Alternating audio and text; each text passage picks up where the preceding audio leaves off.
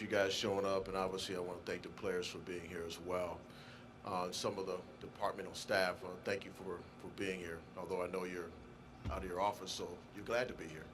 But I thought I'd come up and bring some clarity to the search. There's a lot of rumors out there, and I thought I might be able to clear up some of those rumors. First and foremost, having done this for over 30 years, I made a promise to the players that I would move as swiftly as I could to make sure we got it right. Just to put it in context, just remind you all, when I met with Thad on Friday, June 2nd, I did not go into that meeting anticipating that he and I would agree on a leadership change. Once we came out of that meeting, I began the process to focus on one priority, and that was to do everything that we could to make sure Monday's press conference paid a tribute to him in a humanistic way that he deserved. And there was a lot of rumors that weekend about what that press conference was going to be. But the reality is the focus was on him and doing it the right way.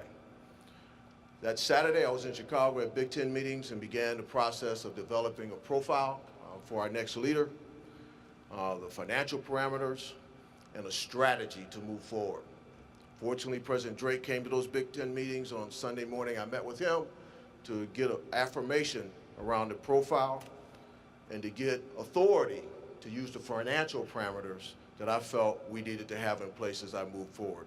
He did that. On that Sunday, I also engaged a good friend, a guy by the name of Eddie Fogler, who I've known for a long time, does a great job with background checks and vetting information about prospects.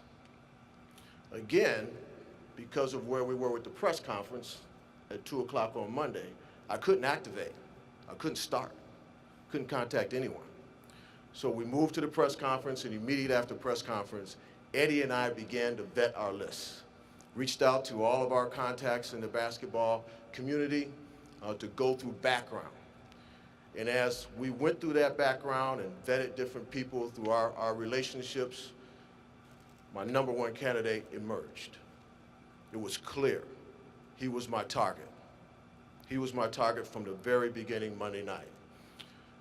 Then we offered him the job on Tuesday. He had trepidation. Okay, it was initially a 7-year contract. I can't remember who asked that question up here. I apologize. It was initially a 7-year contract. I did go to 8 in the process of him considering to hopefully push his wife over the edge. I didn't care about him. I cared about Lori. So I was trying to push her over the edge. But the reality is we went from 7 to 8. 6 was never on the table at all. And the contract is being worked out, so at some point you'll get the details of the financials when that's complete. So he needed time to think, and I needed to move because I wasn't sure what he was going to do. And contrary to popular demand, I'm talented, but not that talented. I was not in Roanoke. Okay, the plane was in Roanoke, but I wasn't on it. Okay, but the reality is on Tuesday and Wednesday, I was traveling a lot. Spoke to a number of people, met with a few people, but fortunately he and I agreed to meet Thursday morning. I was able to wake up and get my wife to, after 3 hours of sleep, to drive with me to Dayton.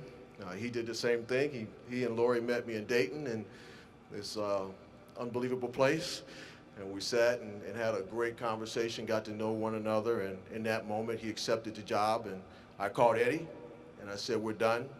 Release everyone else. We're done. We got our guy. So that is the process by which it occurred.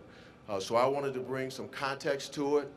In my world, that's to the guys sitting in that back row, that's as swift and as fast as I could move. And I hope your patience that you gave us, you feel good about it. Because that's my most important concern. It's you guys in that back row, and of course, the alums that I serve every single day. So I thought I'd share that with you. Because of confidentiality and all the people that I talked to and met, I'm not going to get into any details about that process. That is how it worked. So I want to provide that to you. Thank you all for being here. Dan, anything else we need to do? Coach will be up here for the TVs that have asked for a couple quick questions, and then Deshaun Tate and Gator Bates CF will be up here as well. Well, thank you so much, and I want to thank Buckeye Nation for all their support. We're looking forward to next season. Go Bucks.